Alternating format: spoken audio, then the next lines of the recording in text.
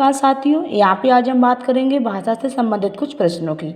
चलिए हम बात करते हैं। पहला प्रश्न हमारा आता है, हिंदी की सबसे अधिक बोली जाने वाली बोली कौन सी है? वो हमारी है भोजपुरी। अगला प्रश्न है, हिंदी की उपभाषाएं कितनी हैं? 5 हैं। कौन कौन सी हैं? राजस्थानी हिंदी, पश्चिमी हिंदी, पूर्वी हिंदी, बिहारी हिंदी और पहाड़ी हिंदी। अगला प्रश्न हमारा आता है, खड़ी बोली को और किन नामों से जाना जाता है? तो हिंदुस्तानी नाम से जाना जाता है, नागरी, सरिंदी और कौरवी नाम से खड़ी बोली को जाना जाता है।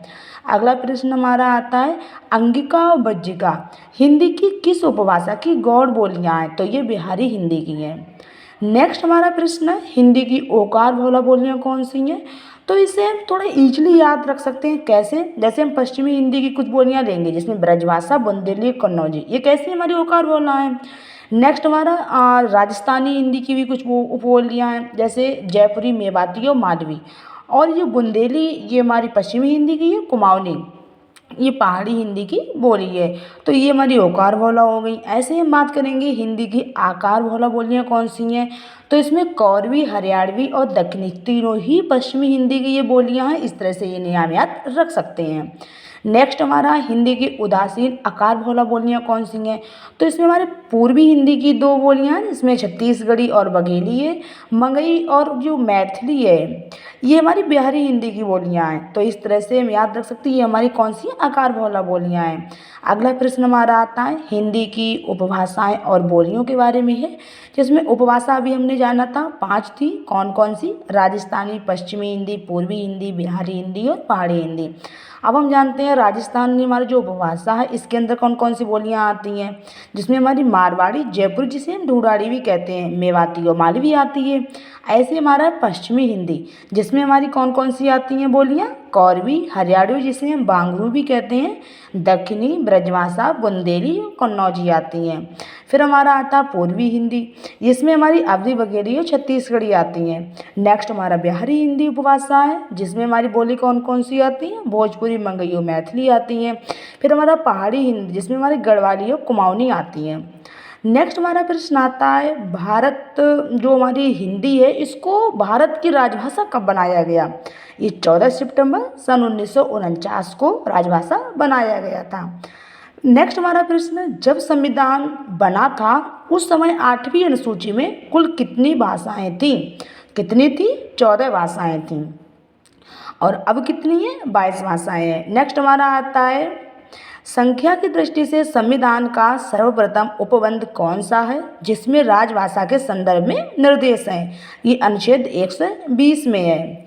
हमारा नेक्स्ट प्रश्न आता है, हिंदी की जो व्यंजनात् बोली है वो कौन सी है? भोजपुरी और अवधी। ये कैसी बोली है? व्यंजनात् बोली हैं।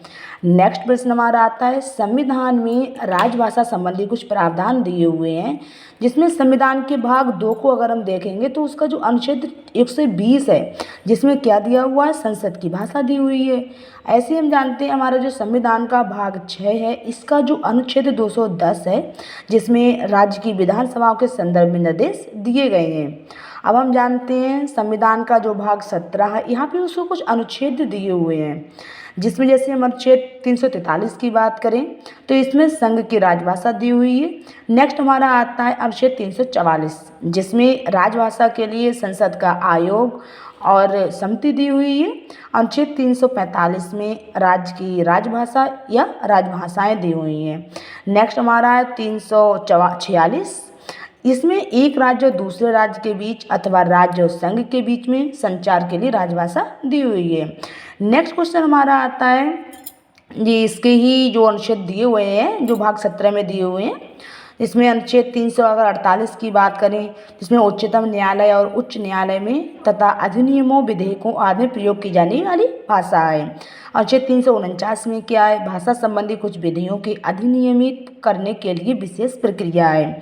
नेक्स्ट हमारा 350 जिसमें भाषाई अल्पसंख्यक वर्गों के लिए हितों की रक्षा के लिए निर्देश हैं। नेक्स्ट हमारा अनुच्छेद 351 है जिसमें हिंदी भाषा के विकास के लिए निर्देश हैं। अब हमारा अगला प्रश्न आता है, संविधान का कौन सा अनुच्छेद ये घोषित करता है कि देवनागरी लिपि में लिखी गई हिंदी जो है वो संघ की राजभाषा होगी? ये अनुच्छेद 343 में है। अगला प्रश्न हमारा आता है, संविधान के किस अनुच्छेद में ये प्रावधान है कि शासकीय प्रयोजनों के लिए अंग्रेजी भाषा का प्रयोग 15 वर्ष की अवधि तक 26 जनवरी 1965 तक किया जाता रहेगा, ताकि इस दौरान हिंदी शासकीय कार्यों को निष्पादित करने में सक्षम हो जाए। ये अनुच्छेद 343 में कहा गया है। तो इस तरह से हमने हिंदी भाषा से संबंधित कुछ प्रश्न थे जिनके बारे में हमने जाना है।